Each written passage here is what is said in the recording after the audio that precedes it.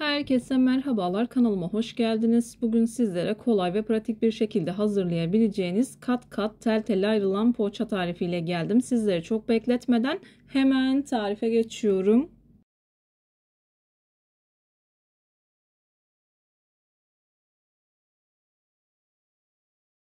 Tarifim için ilk olarak yoğurma kabına yarım paket yaş maya, dilerseniz bir paket instant maya da kullanabilirsiniz. 1 yemek kaşığı toz şeker, 1 bardak ılık süt, 1 bardak ılık suyu ekledikten sonra çırpıcı yardımı ile maya ve şeker tamamen eriyinceye kadar karıştırıyorum. Mayanın ve şekerin eridiğinden emin olduktan sonra 1 çay bardağı sıvı yağ ekliyorum. Kullandığım çay bardağı ölçüsü 100 milimlik çay bardağı ölçüsüdür. 2 yemek kaşığı sirke ekledim. 2 adet yumurta akı ekledim. Karıştırmaya devam ediyorum.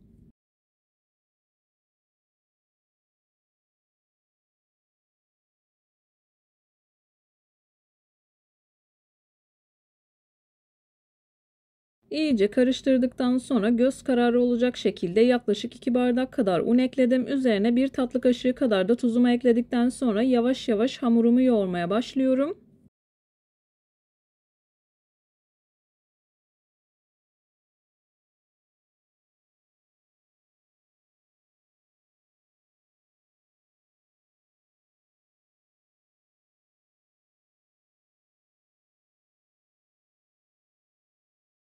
Unu azar azar kontrollü bir şekilde eklemeye özen gösterin. İlerleyen dakikalarda ne kadar un kullandığımı sizlerle paylaşacağım.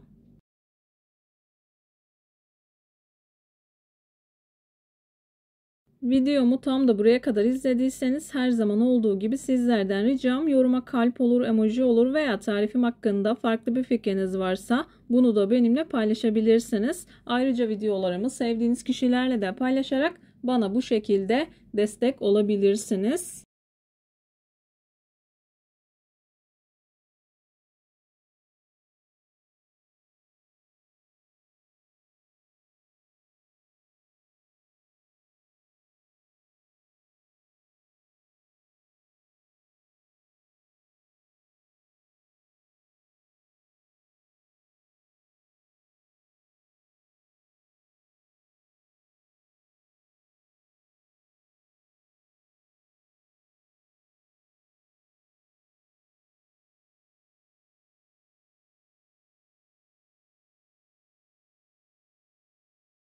Hamuru toparladıktan sonra 2-3 dakika kadar daha yoğuruyorum. Ben bu tarif için toplamda 5,5 bardak kadar un kullandım. Unun markasına ve kalitesine göre değişkenlik gösterebilir. Lütfen kontrollü ekleyin.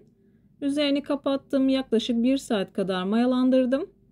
Mayalı bir hamur olduğu için ilk etapta hamurun havasını alıp toparlıyorum.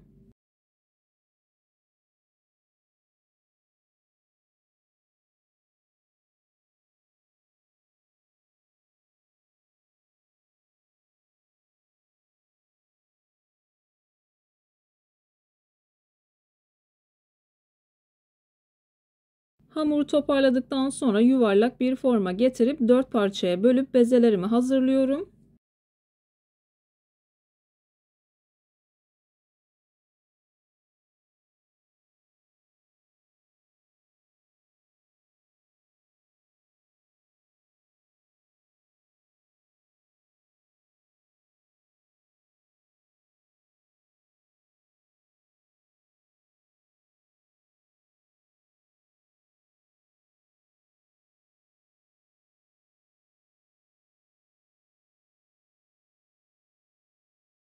Bezeleri hazırladıktan sonra eğer vaktiniz varsa bir 10 dakika kadar dinlendirirseniz daha rahat bir şekilde açılacaktır. Ben hiç dinlendirmeden hemen direkt açmaya başlıyorum.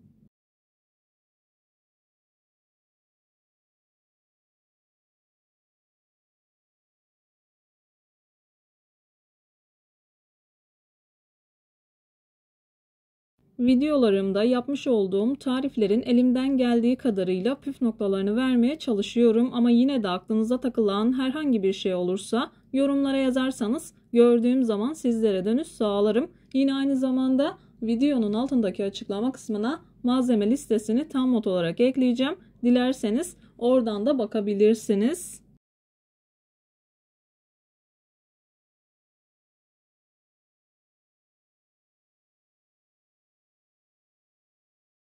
Bezeleri açarken ilk etapta unu biraz bol kullanıyorum çünkü oldukça yumuşak bir hamur. Oklava yardımıyla yavaş yavaş büyütüyorum. Dilerseniz merdane de kullanabilirsiniz. 4 bezeyi de açıyorum. 4. bezeyi açtım. Oda ısısında yumuşamış olan tereyağını her yerine sürüyorum.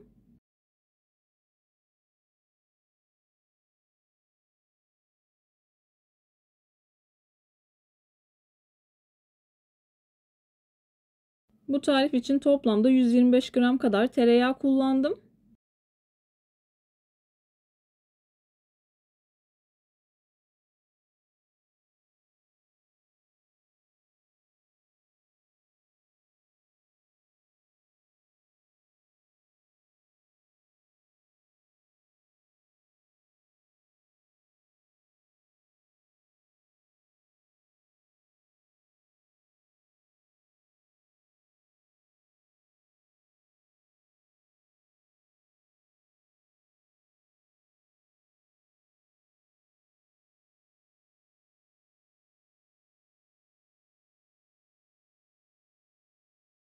Üç katını da yağladım. 4. yufkayı da üzerine seriyorum.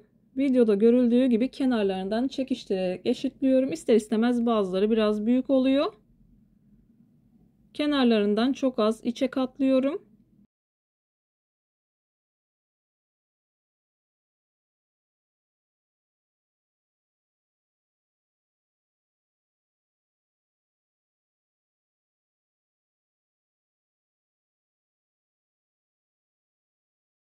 Videoda görüldüğü gibi katladım. Uzunca bir dikdörtgen haline getirdim. Hamur kartı ile 4 eşit parçaya bölüyorum. Daha sonra her bir parçayı 3'e bölüyorum.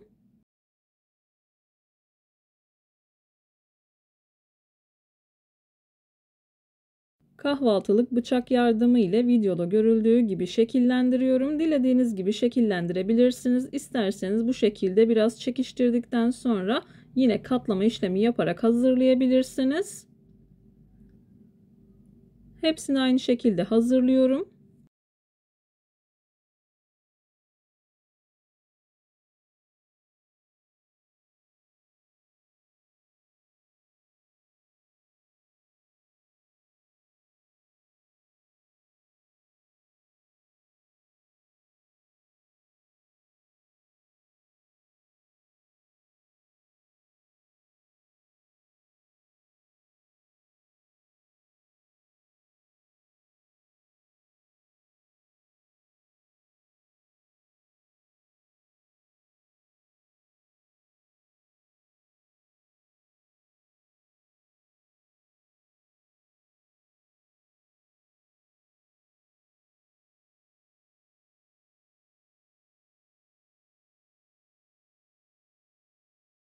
Poğaçalarımı hazırladım. Yağlı kağıt serdiğim tepsiye aldım. Üzerini kapatıyorum. Yaklaşık 20 dakika kadar tepsi mayası yapıyorum.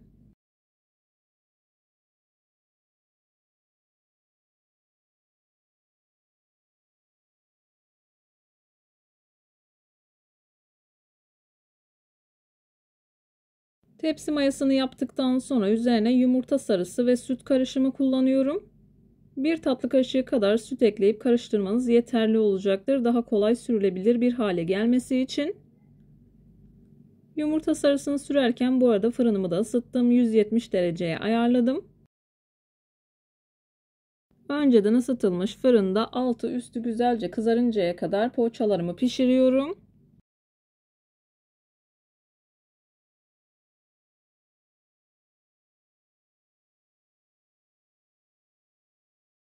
Poğaçalarım fırından çıktı. İlk sıcaklığı çıktıktan sonra doku testi yapıyorum.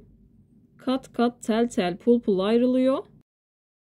Bir videonun bir tarifin daha sonuna geldim. Umarım tarifimi beğenmişsinizdir. Tarifimi beğendiyseniz beğenmeyi, kanalıma hala abone değilseniz kanalıma abone olmayı, bildirim zilini açmayı lütfen unutmayın. Kendinize ve sevdiklerinize çok iyi bakın. Hoşça kalın. Allah'a emanet olun.